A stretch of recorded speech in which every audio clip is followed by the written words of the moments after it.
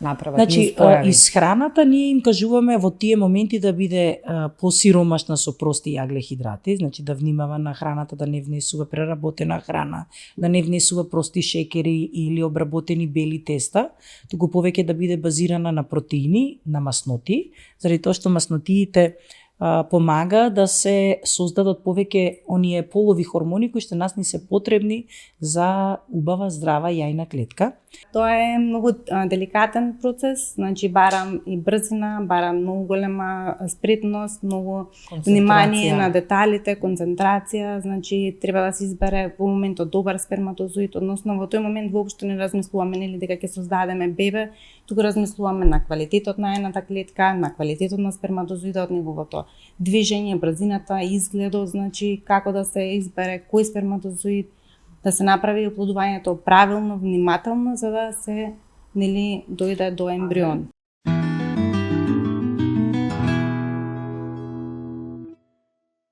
Само кога би помислеле дека сме сите ние некогашни ембриони, би ја сватиле битноста и важноста на ембрионите и ембрионологијата.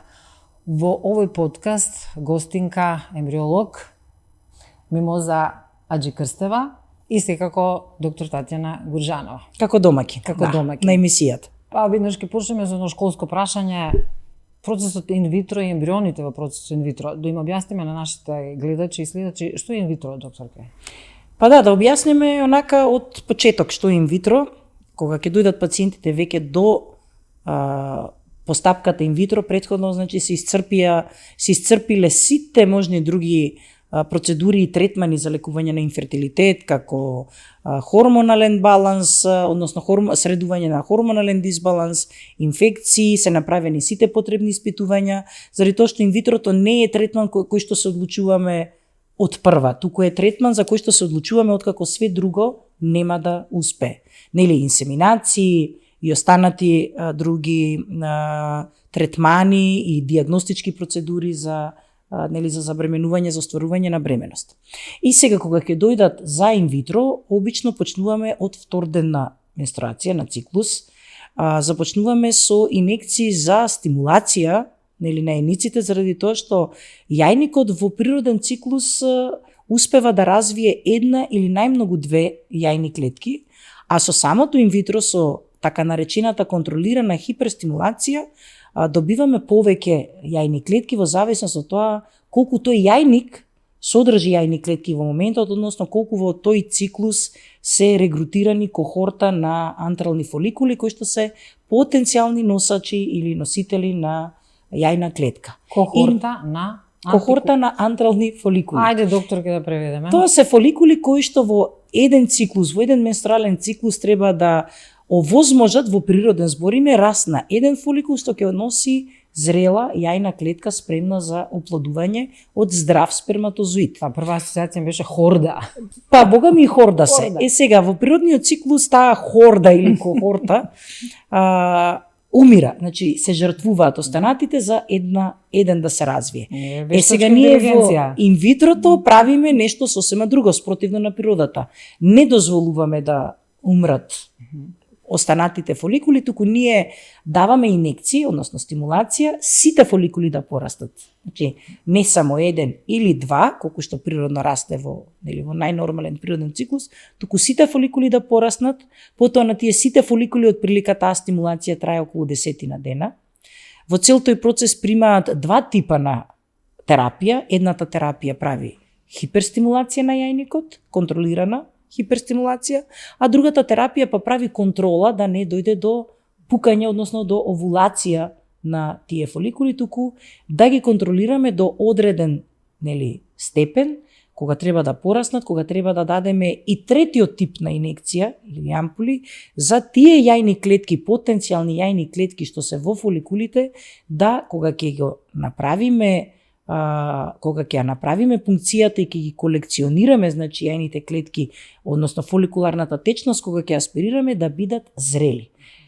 Значи, околу 10 дена е терапијата, за цело време се следат пациентите на ултразвучни прегледи, 2 до 3 пати доаѓаат во тој процес, во нашата клиника, за кој што, кога ќе дојдат, земаме и крв за контрола на хормоните, Нели, на тој начин следиме како растат фоликулите, заради тоа што и таа контролирана хиперстимулација треба да остане контролирана, значи да не биде и преголема, да не биде и премала.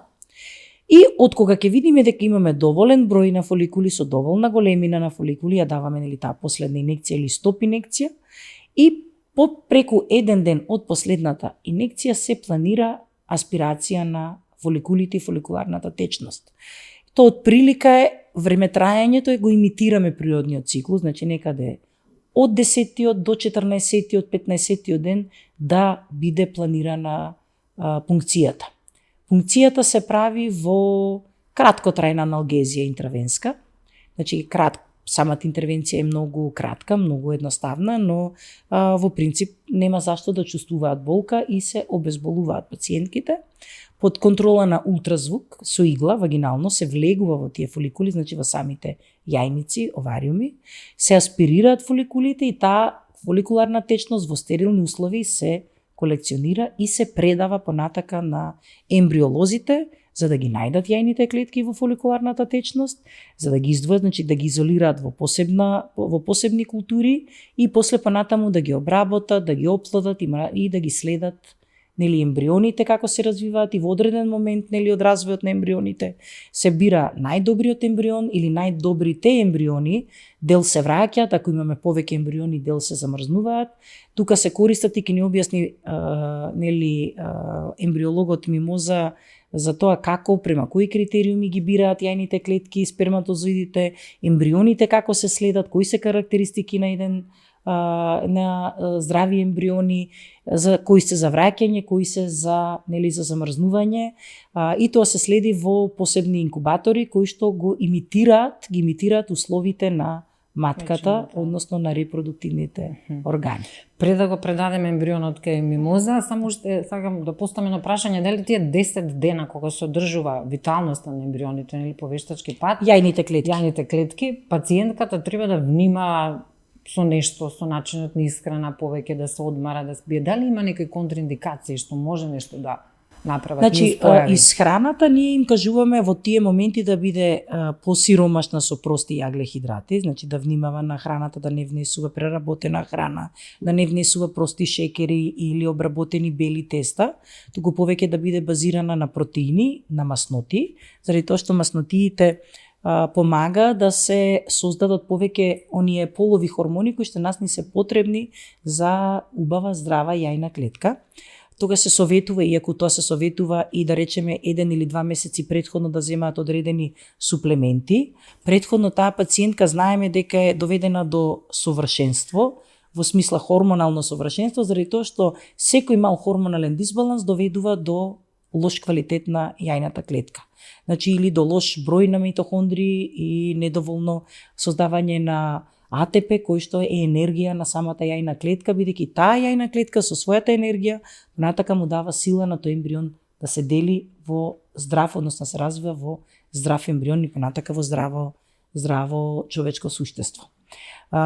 Така да, кои други препораки? Препораките се да си продолжи нормално со активностите со кои што се бави, нормално си оди на работа, тоа е амбулантско лекување, додека трае процесот на стимулација, значи за стимулација за инвитро, но сепак да внимава малце на тешка физичка работа или нагли движења, заради тоа што јајниците се зголемуваат надвор од димензиите на нормалната големина и може да доведе и почувствителни се, може да се појави болка, отеченост, може да се појави нервоза, заради тоа што имаме заради хиперстимулацијата и позголемено лачење на естрадиол од страна на јајниците, значи може да биде поразразлива, поемотивна, понервозна, некогаш може да се сочуват со несоница, но тоа се многу ретки несакани ефекти во текот на процесот. Најчесто е надуеноста, многу често ми се жалат пациентките на надуеност, на чувство дека како да цело време е во предменструален циклус, ама тоа е заради високите нивоа на хормоните од самите јајници. Еве го чудото сега јајцеклетките ги И уште нешто, да, пренесуваме- морам да кажам, уште нешто да додадам дека забрануваме цигари во текот на процесот. Да. Значи масноти можете, ама цигара никако. Цигари никако. Цигари никако. Ето така. Може дури алкохол по една вакво доза на ден, ама цигари не. Па да, нели не се последни советува. продукти на алкохолот се мастите. Алкохолот така може подобрува, малку се- така подобрува и циркулација и така да во секој случај повеќе имаме бенефит, дозволуваме кафе кај жената, само не дозволуваме цигари во процесот на стимулација. Ето така, да се знае. Еве сега јајцеклетката оди ваму во лабораторија, кај доктор Балтазар, и сега што правиме? Бивша Коцегиновка, а што се Да. пофалиме? Нормално. Секоја емисија се фалите така дека. Така што се случува сега? Само ние од Кршаин го разбираме тоа. Ето така, знаат ништо поминале, кој процес. Да. Што понатаму, што се Пред случува? да дојдеме до јајцеклетката, сакала да го објаснам процесот од почеток. Значи, целата припрема започнува еден ден пред да биде денот на пункцијата на самата пациентка. Значи, ние се запознаваме со историјата на пациентката, односно каква терапија примала, колку јајцеклетки се очекуваат, каков е спермограмот, со каква техника нели ќе се продолжи оплодување, дали ќе се направи трансфер, дали ќе се направи замрзнување, сите детали околу пациентката и околу нејзиниот процес ги имаме во предвид. Тоа денот нели кога ќе дојде за пункција, да бидеме спремни и да го дадеме нели максимумот од нас.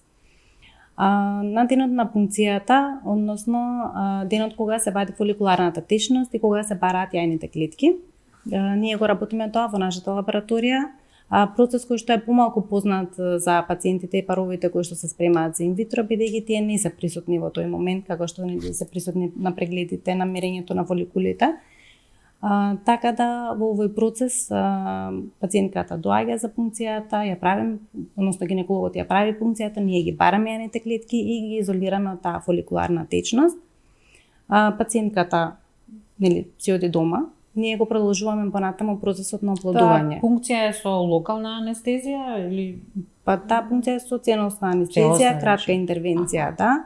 Тоа се вика интравенска аналгезија. Значи не е тоа класична ваква анестезија како за операција, туку тоа се поповршни, краткотрајни, многу брзо се буди, но сепак пациентот не чувствува ништо и спие. Добро, така да, Да. не се чувствува болка што. После таа интервенција, партнерот нели остава материјал кој што исто така се обработува и парот се заминува дома. Ние продолжуваме со нашата работа. Продолжуваме со обработка на јајните клетки и со нивно оплодување, исто така со обработка на семениот материјал и спремање за оплодување на јајните клетки. Пред се ни е битен бројот на јајните клетки и нивната зрелост, значи во која фаза се наоѓаат тие, доколку е зрела јајната клетка може да се продолжи со оплодување. Оплодувањето за сите пациенти секогаш го правиме со X методата.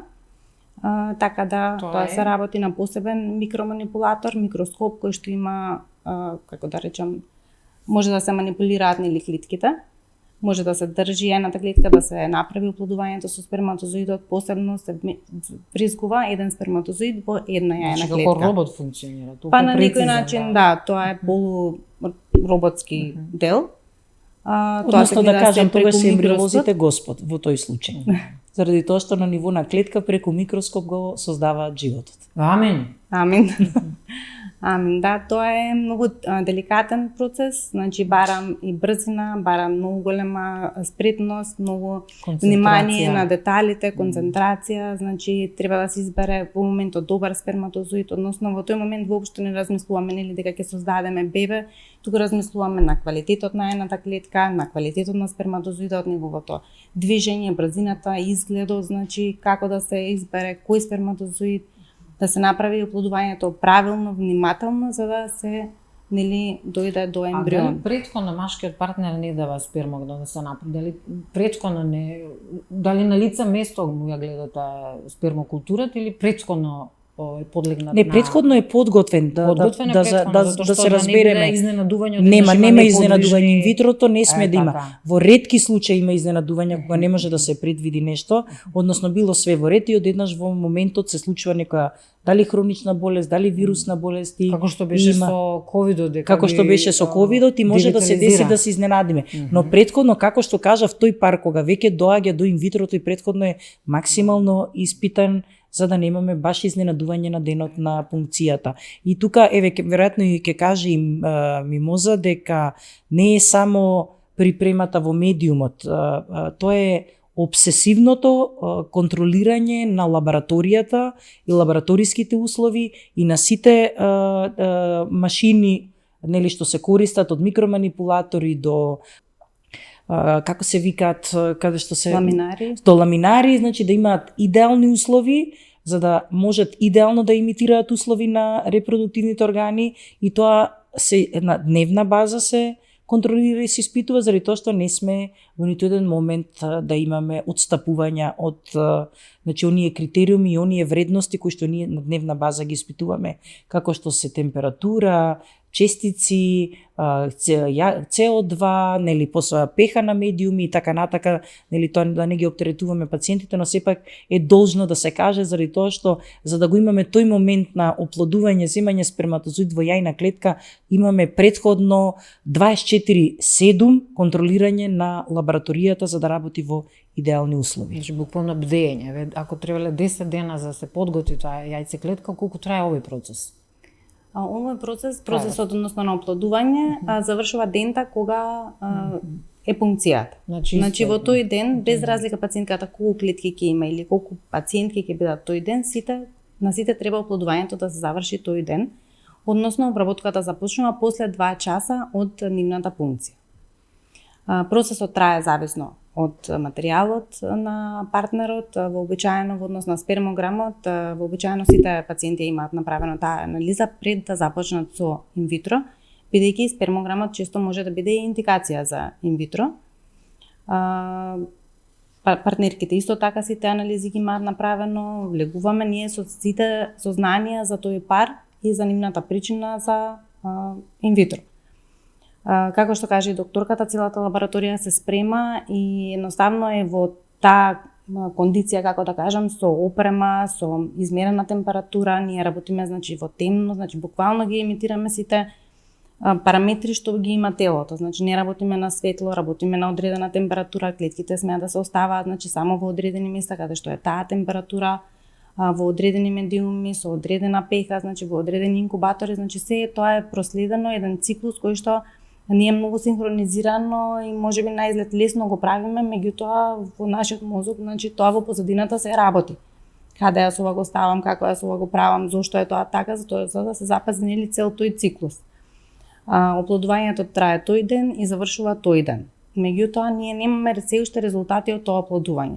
Резултатите, дали клетката е оплодена или не, ги добиваме следниот ден, односно 16 до 18 часа од извршеното оплодување. Тие фамозни 16 до 18 така да пациентите се во големо исчекување, меѓутоа и ние сме во големо исчекување, бидејќи покрај тоа што нели ние имаме целата опрема и сето тоа ни е под контрола, сепак секоја клетка е различна, секој сперматозоид е различен, дали ќе даде оплодување или не, можеме да го видиме следниот ден.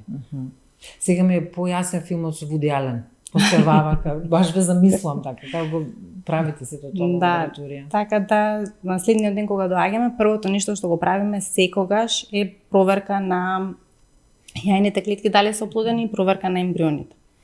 Без разлика што и да се случува, ние прво нешто тоа го правиме за да нели имаме информација како поминал целиот процес. Кое е чувството, Мимоза? Па не знам дали можела да го објаснам со зборови чувството кое кога пациентката ќе има нели очекуван број на оплодени јајни клетки, што ние мислиме дека е задоволително, нели, за да се добијат нели очекуван број на ембриони. Еднаш само едно или многу почесто иде по поголем број, во пар, во 3 повеќе јајцеклетки дека се оплодени? Како оди тоа бројчано? Да. Вообичаено оплодувањето би требало да биде од 70 до 90%. А некој се случува се случило да има и 100% оплодување, што мислам дека секој ембриолог носи како се гордее со својата работа, како да кажем. А минимум колку може да се? Минимум се случило е да пациентки да немаат оплодување, за жал. Да. Онака еден дали ви се случило едно, ама вредно. Се случило да се оплоди едно, да се добие едно ембрионче и да се постигне успех, односно да се постигне бременност, да. Исто така се случило и да имаме ембриони со многу добар квалитет, се да малце повеќе можеш да објасниш и за гледачите што се ембрионите, кога се враќаат, кои се тие карактеристики што барем на базичната, нели, па во друга некоја емисија ќе збориме повеќе за нели за самиот квалитет на гаметите и на ембрионите. Онака по-школски да разбили. Од кога ќе настане оплодувањето, во следните денови го следиме развојот на ембрионите. Тоа значи дека ние следиме како тој ембрион ќе продолжи да се дели, значи секој ембрион треба да се дели првата делба на 2 клетки, па на 4 клетки, па на 8 клетки и така натаму до 5-тиот ден да стигне до бластозист фаза. Сега тука може да игра улога квалитетот и на јајната клетка, квалитетот и на сперматозоидот и да се пренесе тоа и на квалитетот и на ембрионот. Во случај кога имаме јајце клетки со послаб квалитет, има доста карактеристики кои што може да кажат дека јајната клетка е со послаб квалитет, ние тоа го гледаме само надворешно, значи само преку морфологијата на клетката, тоа што го гледаме од надвор. Внатре таа Што значи тоа послаб квалитет на јајцеклетката? Јајната клетка може да има, таа треба да има сферична форма, може да има друг облик. Значи ги може да биде долна веста, може да биде значи со некои коси рабови, значи секоја една клетка има поларно тело кој би требало да биде едно по правило. Може да биде тоа фрагментирано, поделено на повеќе, може да има вакуола која што ќе смета понатаму на оплодувањето и создавањето на ембрион. Така да, од таму потекнува и квалитетот и на ембрионот. Може да добиеме ембриончиња со послаб квалитет, кои што понатаму преценуваме дали би ги вратиле со трансферот и дали би ги замрзнале или едноставно би ги уништиле, бидејќи не очекуваме од нив да добиеме добар резултат. Замрзнувањето што значи? Би ги оставиле за нека друга прилика? Во инвитрото, значи во секој циклус може да дојде потреба да се замрзнат ембрионите. Значи кога не се препорачува да се направи трансфер, тоа вообичаено докторот го одредува, или доколку има се добијат поголем број на ембриони, во тој случај 1 или 2 се враќаат со трансферот, другите може да се замрзнат за понатамошни обиди. Да се најдат за втора бременост, за трета бременост и така.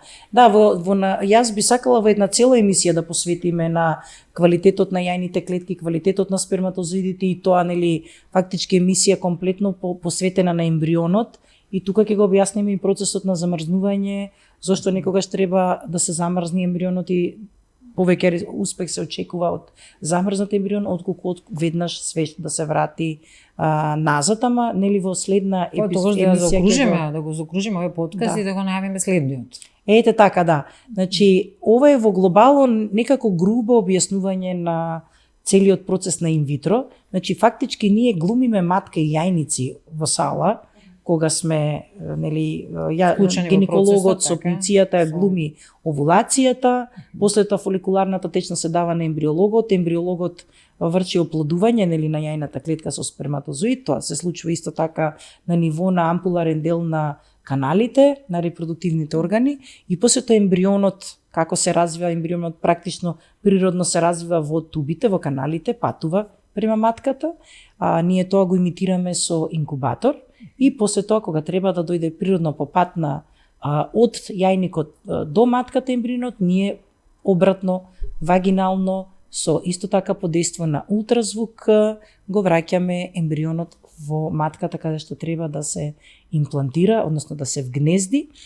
Имаме одредени, например, хормонални испитувања во текот на процесот на инвитро ни укажуваат на тоа дали очекуваме добра имплантација на ембрионот во зависност од хормоните естрогени, прогестерон што ги земаме во процесот, дали дебелината на ендометриумот е доволна за да очекуваме имплантација и ембриолозите ни кажуваат дали тој ембрион е со морфолошки карактеристики за квалитетен ембрион од кој што очекуваме живот.